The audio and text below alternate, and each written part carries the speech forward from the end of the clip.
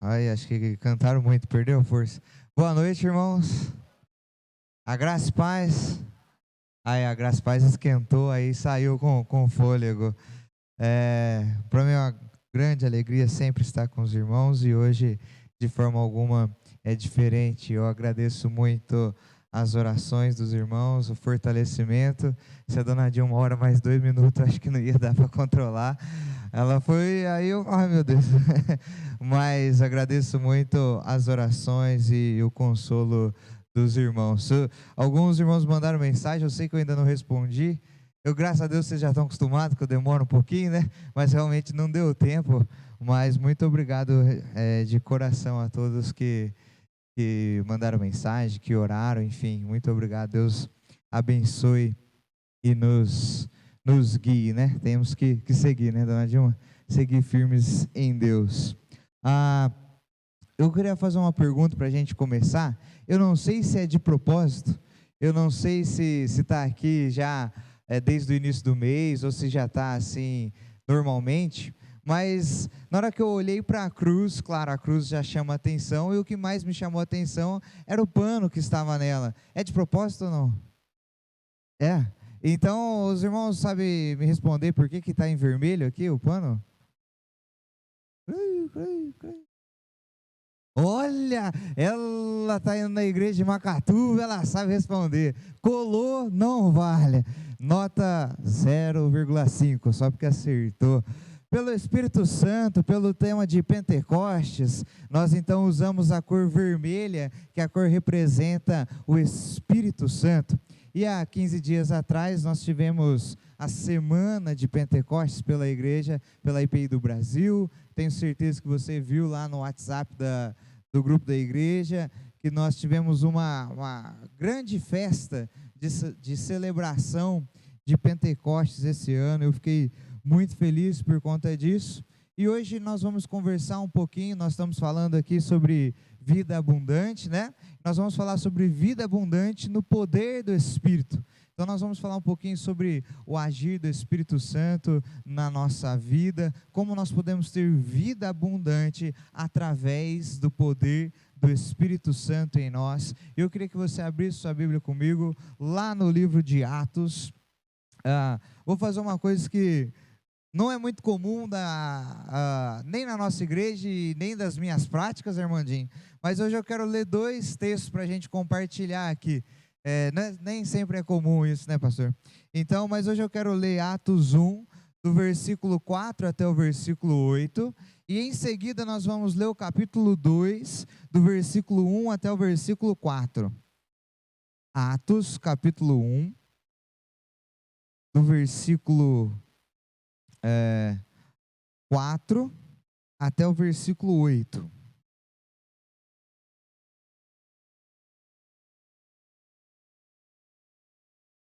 Atos 1, do 4 ao 8, e depois nós vamos virar a página para lermos juntos o capítulo 2, do versículo 1 ao 4. Os irmãos acharam? Então, eu vou ler aqui na NTLH, na nova tradução da linguagem de hoje. Talvez mude um pouquinho, mas acredito que não vai confundir muito a cabeça da gente, não. Diz assim, Atos 1, do 4 ao 8.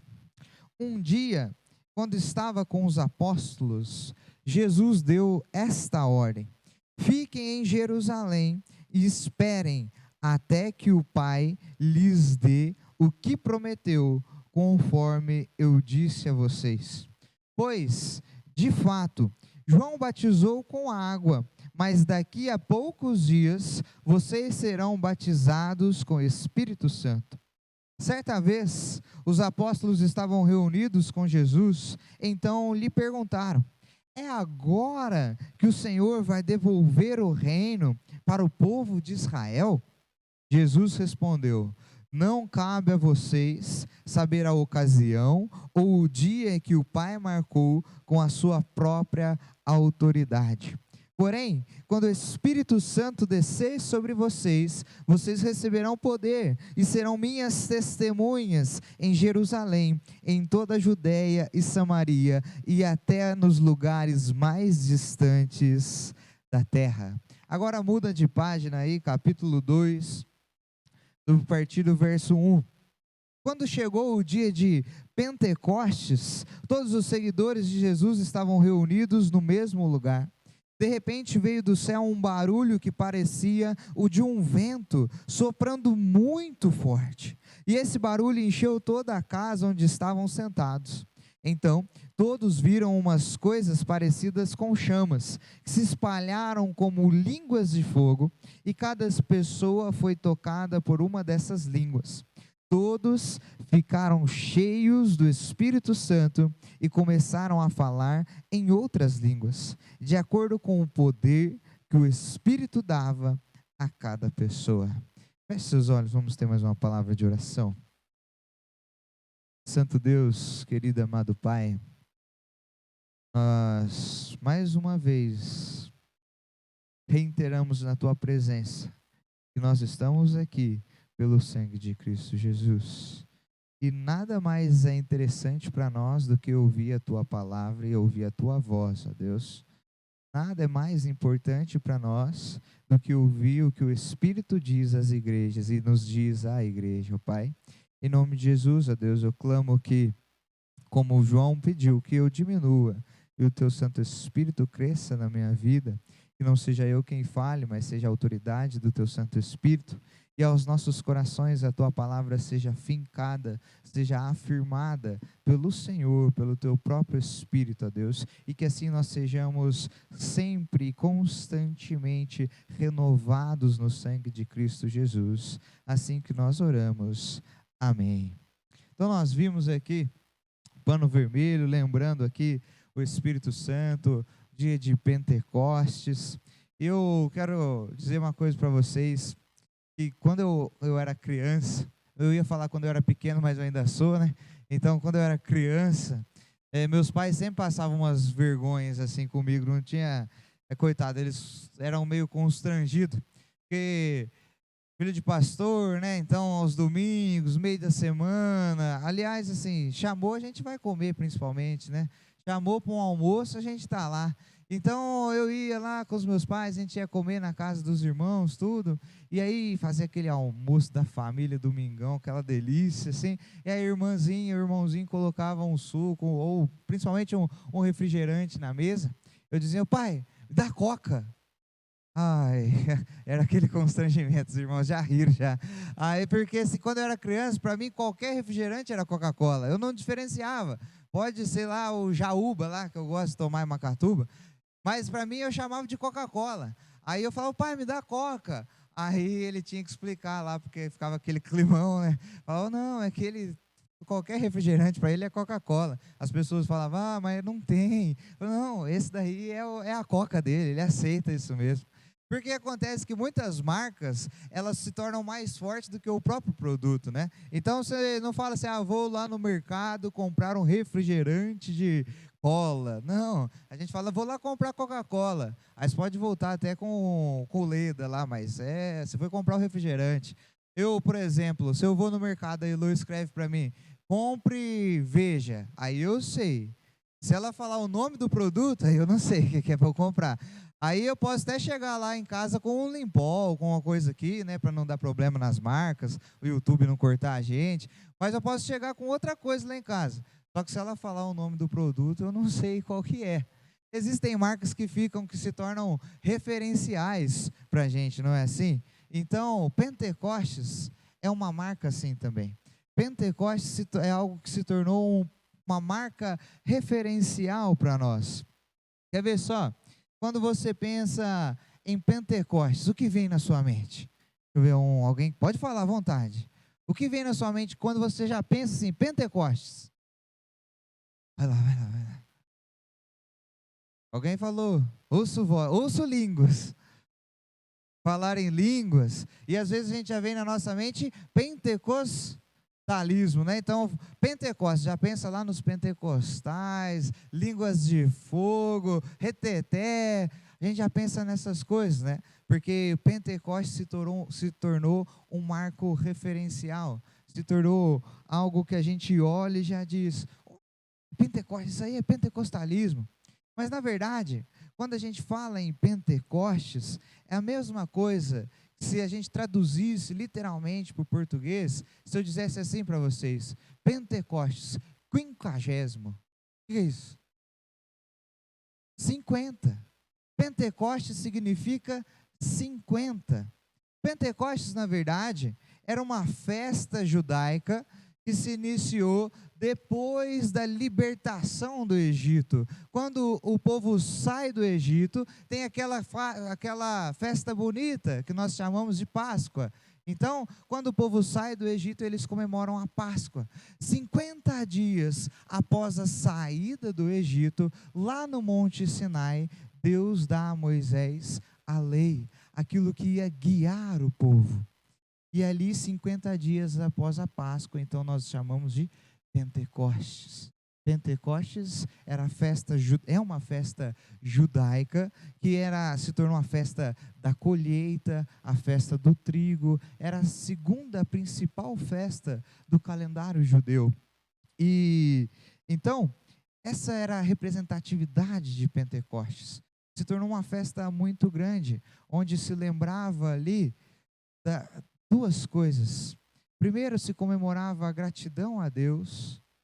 Primeiro, só em ordem, né? Não estou dizendo que isso era em grau de importância, mas se comemorava em gratidão a Deus pela colheita que Deus havia dado a eles. Então, festa da colheita. E se comemorava em gratidão a Deus pela lei que Deus tinha dado a Moisés. Então, Pentecostes era um dia de festa, era um dia de comemoração a Deus, tanto pela colheita quanto pela festa. E aqui para só para nós relembrarmos, a lei de Moisés é uma lei que guia o povo. Deus não deu a lei, é um pouco diferente do que como nós vemos hoje a nossa lei, né? Mas a lei de Moisés, ela era um guia para aquelas pessoas. Era a forma que elas teriam vida abundante. Se o povo de Deus seguisse a lei que Deus deu a eles, eles teriam vida abundante, porque eles viveriam de forma distinta, de forma separada do povo, daqueles povos que existiam ao redor deles. Eles não iriam cometer os mesmos pecados que os povos ao redor acabavam cometendo. Então, a lei de Deus se tornou vida e vida abundante, um guia para uma vida em abundância ao nosso Deus. E então relembrar a lei de Moisés é relembrar que ela é esse guia, é esse manual de vida abundante. Ela aponta ou apontava o caminho pelo qual Deus queria que o seu povo andasse. E a descida do Espírito Santo, então, no dia de Pentecostes, é algo muito marcante, porque todo o povo de Israel estava reunido, mesmo aqueles mais distantes, como nós vamos ver, mesmo aqueles que já moravam em outros lugares, eles vinham para comemorar o dia de Pentecostes. E quando o Espírito Santo desce nesse dia festivo, torna-se algo muito marcante, não só para eles, como também para nós. Deus está dando ao povo um novo guia. Deus está dando ao povo uma nova forma de vida em abundância. E essa forma e esse caminho é o Espírito Santo. Ser povo de Deus, então, trata-se agora de um estilo de vida, de ser guiado pelo Espírito Santo, e através do qual eles poderão realizar os propósitos de Deus para a vida deles. Então eu quero ver com você um pouquinho mais sobre o que foi esse dia de Pentecostes. Quando nós olhamos aqui para Atos capítulo 1, que nós lemos, nós vemos que existe uma promessa que foi feita.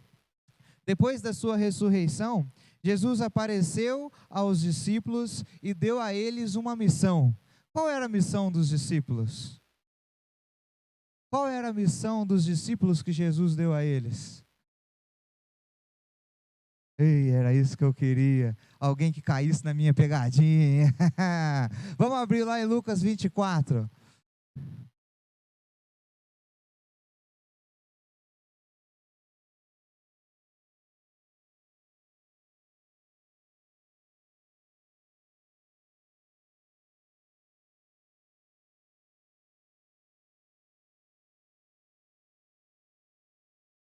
Olha só, Lucas 24, versículo 49. Diz assim: E eu lhes mandarei o que o meu Pai prometeu, mas esperem aqui em Jerusalém. Esperem aqui em Jerusalém, até que o poder de cima venha sobre vocês. Era só uma brincadeira, viu, Marcos? Mas a missão que Jesus dá aos discípulos é: esperem aqui em Jerusalém. Esperem em Jerusalém. Havia uma promessa para aqueles discípulos: o Espírito Santo viria sobre eles para que eles fossem testemunhas, para que eles pudessem ir ao mundo e pregar o Evangelho. Mas a primeira missão que eles tinham era esperar. Esperem aqui em Jerusalém. Eles deviam ficar em Jerusalém esperando a promessa de Deus para a vida deles, o derramar do Espírito Santo. Mas eu fico pensando assim, qual a razão desses homens esperarem? Não sei se você já pensou sobre isso, mas eles andaram com Jesus pelo menos 3 anos no ministério de Jesus. Eu fiz a minha faculdade em 3 anos. A Vívia vai fazer a faculdade dela de teologia em 3 anos. Vivi, tem algum professor seu que tem assim a sabedoria de Jesus? Não, né? Eu não tive um professor que tivesse a sabedoria de Jesus Cristo. Em 3 anos, a igreja falou assim, vocês também falaram para mim, esse rapaz aí pode ser pastor. E aí Jesus, esse pessoal que andou com Jesus aqui durante 3 anos, o mestre dos mestres, o autor de todas as coisas, 3 anos eles andaram com Jesus, e a missão de Jesus para eles é: esperem até a descida do Espírito Santo. E aí isso me chama muita atenção. E há pelo menos uma razão aqui para que os discípulos precisassem esperar, ou por que os discípulos precisavam esperar. E essa razão é: esperar significa se preparar. Esperar significa se preparar. Já que eu falei que a gente remete muito Pentecostes ao pentecostalismo, né? Você mais pentecostal aqui hoje, diga para o seu irmão aí do seu lado: esperar, pode dizer, eu estou falando para dizer, ué, significa se preparar. Esperar significa se preparar. Por que era a missão dos discípulos esperar? Porque eles precisavam se preparar. Quando nós olhamos no versículo 6, nós percebemos que os discípulos ainda não tinham discernimento completo das coisas, eles precisavam ainda se preparar. Olha o versículo 6, ele diz: Então os que estavam reunidos, os discípulos, perguntaram: Senhor, é neste tempo que vais restaurar o reino de Israel?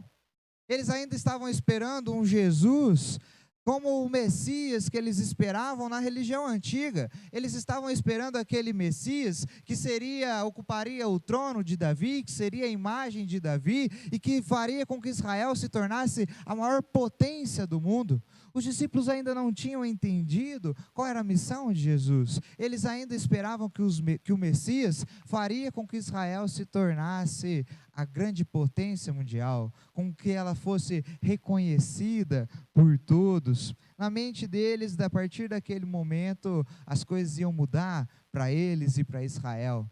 Eles seriam o topo do mundo, ou seja, eles ainda precisavam de um discernimento melhor das coisas. Eles ainda não estavam preparados para a descida do Espírito Santo. E hoje em dia, não sei se é só comigo, mas esperar é um problema tão grande. Esperar, na era da informação, na era da tecnologia, você vai me falar em esperar? Essa semana passada eu comprei um tênis, comprei ele na terça-feira de manhã. Quinta-feira ele já estava lá em casa. Estava nem chegando, já estava lá, pronto para uso. Esperar nessa era, que os correios aí estão quase fechando, né, Marcos? Correios, demora muito, vou comprar aí na internet. Esperar é algo que parece que não faz mais sentido para nós. E eu pensava, quando eu estava refletindo nesse texto, lembrando desse meu tênis, a nossa mente não foi mais, a nossa mente foi reprogramada para não saber esperar mais, para não saber aguardar mais. E o grande problema disso é que os planos de Deus não acontecem de terça para quinta. Os planos de Deus não acontecem de um dia para o outro. Há um tempo para todas as coisas. Deus é o Senhor do tempo. No versículo 7, ele diz: não vos compete saber o tempo das coisas. Vocês não têm autoridade para isso. Deus é o Senhor do tempo e Ele não nos convidou para, para partilhar conosco a autoridade de ser Senhor do tempo. Ele é Senhor do tempo, Ele sabe de todas as coisas. Então nós temos uma tarefa, e a nossa tarefa é esperar o tempo de Deus. Porque esperar significa se preparar. Esperar significa se preparar para aquilo que Deus já nos prometeu. Como nós fazemos isso? Em oração. Única e somente oração. No verso 14, nós não lemos, mas no verso 14 do capítulo 1, você pode conferir aí, a Bíblia nos mostra que os discípulos se colocaram em oração. Todos eles se reuniam sempre em oração, com as mulheres, inclusive Maria, a mãe de Jesus, e com os irmãos dele. Deus ainda tem grandes planos para a sua, para a minha vida, para a vida das nossas igrejas. Deus tem grandes obras para realizar, mas é preciso que nós tenhamos disposição para esperar. E esperar significa se preparar em oração, em deleitar-se em oração. A oração, ela nos prepara para os caminhos de Deus. Havia uma promessa, o pouso, o derramar do Espírito Santo sobre eles. E o Espírito Santo é o poder de Deus. Mas poder sem preparo causa destruição. Humanamente, todos nós queremos e buscamos poder, um poder aquisitivo melhor, ou não é bom? Um poderzinho aqui ou acolá, sempre cai bem, mas poder sem preparo causa destruição. Um líder despreparado destrói uma nação. Um professor despreparado destrói o futuro dos seus alunos. Um advogado despreparado destrói o seu cliente. Poder sem preparo causa destruição para os outros e para nós mesmos. Então, depois de 50 dias esperando em oração, a promessa se cumpriu.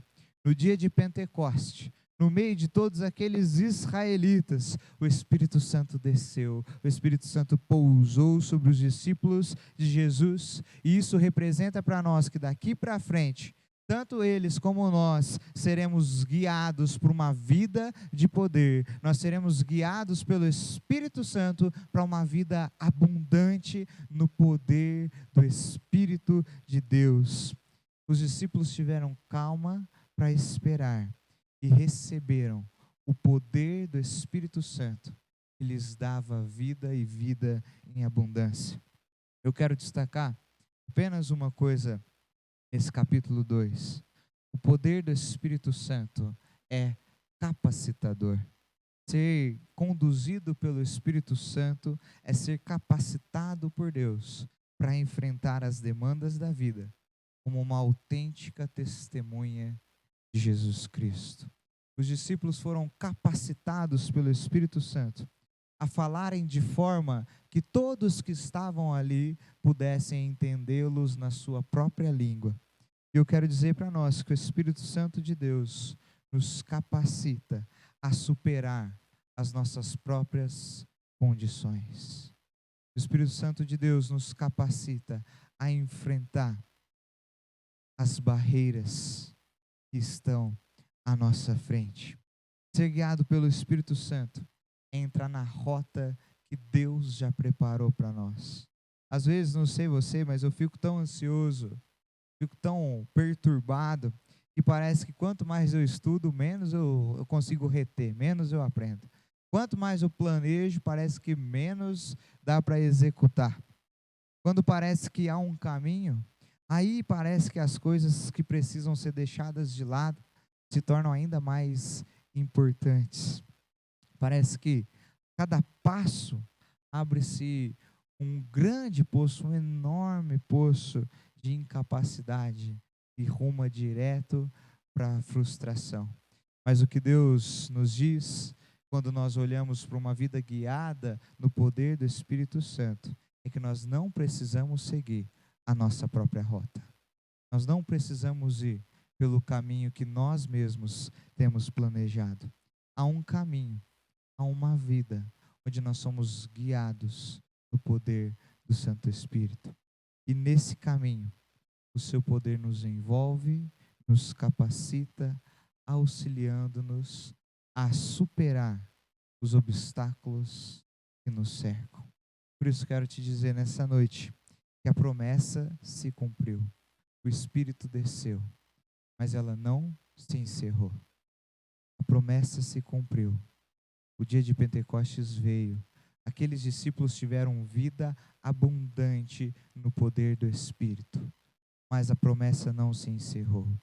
Eu e você podemos ter vida abundante no poder do Espírito Santo de Deus.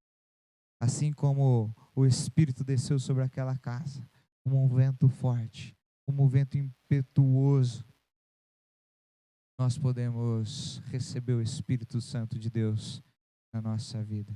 Jesus disse aos discípulos que ele subiu ao Pai e que ele enviou para nós um auxiliador, que era o Espírito Santo. Quando nós olhamos para a cruz de Cristo, ela nos mostra que, como foi pregada aqui em canções e ministração, que nós somos lavados, nós fomos purificados pelo poder do sangue de Jesus Cristo.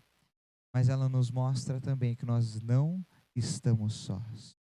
Quando eu olho para a cruz de Cristo, eu sei que a cruz está vazia, porque o meu Deus vive e o Espírito dele está comigo. E vida abundante eu tenho, porque o poder do Espírito me capacita a superar os obstáculos que me cercam. Antes, mais, uma última coisa. Antes de buscar o poder do Espírito, identifique as promessas de Deus para a sua vida. O Senhor disse através do profeta Jeremias: clame a mim e eu responderei, e direi a você coisas grandiosas e insondáveis que você não conhece. Clame a mim e eu responderei. Eu direi a você coisas grandiosas e insondáveis que você não conhece. O grande perigo da igreja é que muitas vezes nós queremos o poder de Deus, mas não sabemos o que Deus quer de nós. Nós precisamos nos preparar para as promessas de Deus. E vivendo as promessas de Deus, sem dúvida alguma, o Espírito Santo virá e nos conduzirá a uma vida abundante. Amém? Feche seus olhos, vamos ter mais uma palavra de oração. Senhor Deus, Santo e amado Pai, nós agradecemos ao Senhor pelo Teu Filho Jesus Cristo, Pai, que naquela cruz levou sobre si as nossas dores, as nossas enfermidades, e o castigo que nos traz a paz estava sobre ele. No seu sangue nós somos curados, nós somos purificados, e através da cruz de Cristo nós não estamos sozinhos mais, Pai. O Teu Espírito, o Consolador, o Auxiliador está no nosso meio. E, ó Deus, é porque o Teu Espírito Santo está aqui que nós podemos ter vida e vida em abundância no poder do Teu Santo Espírito. Ajuda-me, ó Deus, a esperar em oração, a me preparar, ó Deus, para as promessas que o Senhor tem para nós.